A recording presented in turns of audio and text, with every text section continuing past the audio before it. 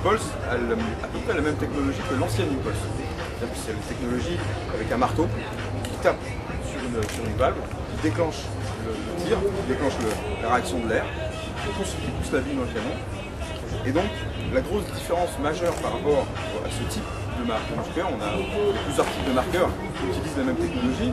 Il y a le Cyborg, il y a forcément l'Ego, qui utilise exactement la même technologie, il y a l'Intimidator.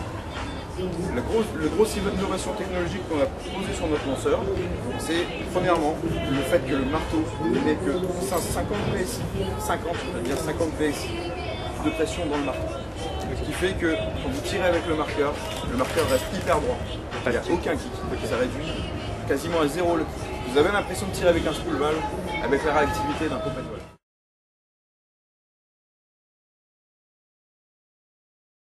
Le marqueur est très fin, très plat. Deuxième grosse innovation technologique, ça par contre ça a été repris un petit peu sur le système du luxe, c'est le même fabricant, Smart Parts. Il n'y a aucune durite sur le marqueur. Le marqueur ne contient aucune durite, que ce soit à l'intérieur, dans le solénoïde. L'alimentation en air se fait par perçage en fait. L'air passe dans la poignée et le métal est percé. Le métal est complètement percé, il n'y a aucune durite. Système zéro durite donc qui réduit, on va dire à 99% le risque de fuite. Il n'y a quasiment aucune chance d'avoir une fuite dessus. À moins d'avoir un joint légèrement abîmé. Mais comme les joints ne rentrent il n'y a aucun frottement sur les joints, il n'y a pas d'usure. Logiquement. À moins d'oublier un joint quand vous le remontez, mais il n'y a pas d'usure. Après, une autre innovation, le système d'ouverture d'œil, qui est aussi différent de magnétique. Ici, c'est un système sur charnière. En fait, une charnière qui bascule, qui ne peut pas tomber, parce que c'est bloqué, avec le système, donc la cellule vision, très rapidement nettoyable, refermable. Ça se referme, l'usure est quasiment à zéro, avec un élément qui maintient légèrement. Et ça ne peut pas bouger parce qu'il y a un petit clips qui tient. La grosse innovation aussi, c'est les deux régulateurs qui se trouvent ici. Il y a un régulateur haute pression qui est noté en rouge, un régulateur basse pression qui est noté en bleu. Et les réglages se font par l'arrière. On a même poussé le bouchon assez loin puisqu'on a mis même le sens pour monter ou pour descendre. Ça c'est assez souvent que les joueurs ne savent plus. Pour monter, pour desserrer, il faut desserrer ou il faut... Alors, ils ne savent plus, donc là on l'a bien noté. Le régulateur basse pression, il est capé, donc il est verrouillé à 60 PSI. On ne pourra pas monter plus de 60 PSI, parce que 50 PSI suffisent largement à fonctionner correctement avec ce marqueur. Très très haut niveau. Et le régulateur haute pression, lui, il n'est pas bridé. Par contre, il y a une valve de sécurité qui se trouve dans la poignée.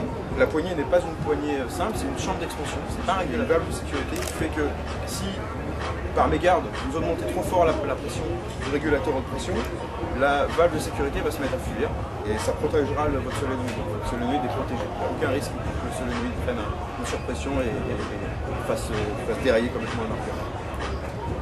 Ici, c'est pas le LPR. Le LPR, comme j'ai dit, le régulateur basse pression il est ici.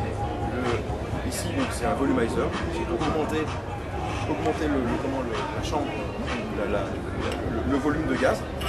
Justement, c'est ce qui nous permet d'avoir fait descendre la pression dans le marteau à 50 PSI. 120 PSI en sortie. Sortie de valve 120 PSI de pression. Donc ça, c'est la nouvelle valve qui a été brevetée par Smart Parts. Nouvelle valve en Delrin, avec un ressort, c'est logique, ça va revenir à la valve. C'est une valve en Delrin très très légère. Beaucoup de gens nous disent ça paraît fragile.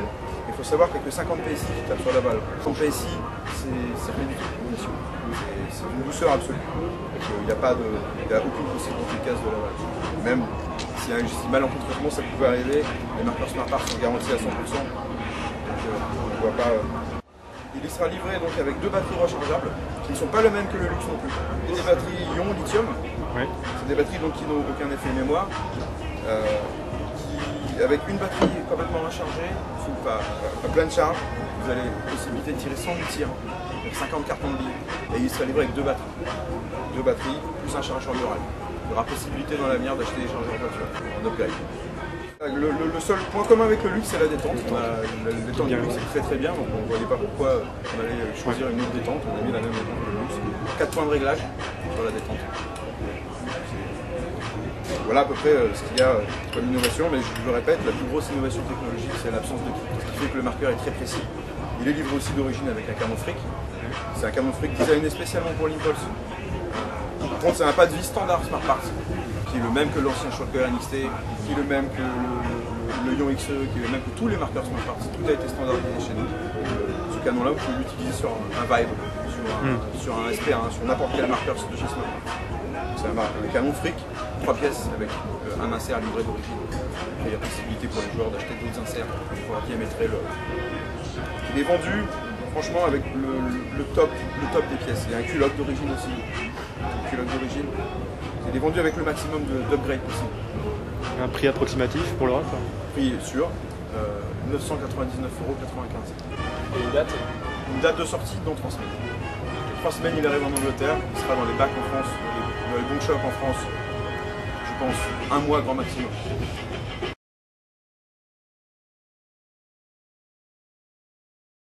Flashable avec un plug. Okay. Il aura juste besoin de venir ici. Le flash sera gratuit. On flashera la carte en 30 secondes. Le flashage sera gratuit. Je peux m'engager aussi. Et il faut venir sur le stand. On va venir sur un stand Millennium ou alors passer par son shop. Le shop renvoie le marqueur ou la carte uniquement et on flashera la carte en Angleterre. Ma société est en Angleterre, c'est pas très loin. Il y aura toujours un tech sur les Millennium. On va essayer de se développer, de faire plein de choses. On sera peut-être aussi présent sur le tournoi. Si le tournoi pour les jouer en France, on sera ravis avec la qualité de service qu'on a habituellement sur les Millennium. Elle est en full option, PSP, Millennium, toutes les options possibles.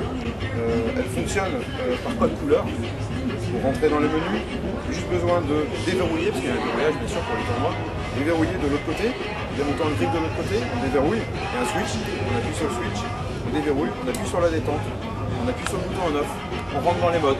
C'est des codes couleurs, il y a un manuel, c'est très bien expliqué. Ça ressemble grosso modo au manuel d'une carte virtuelle avec des codes couleurs. Tu vois, c'est pas un luxe, il parle pas. Il n'y a pas un système vocal, il n'y a pas d'assistance vocale. On va décliner en plusieurs couleurs, je crois qu'on va avoir, si j'ai de bonnes informations, on devrait avoir 5 couleurs en premier G. Il y aura toujours du noir intégré dedans, mais il y aura du noir rouge, noir silver, noir, noir or et noir bleu. Ça, je ne suis pas encore à 100% sûr.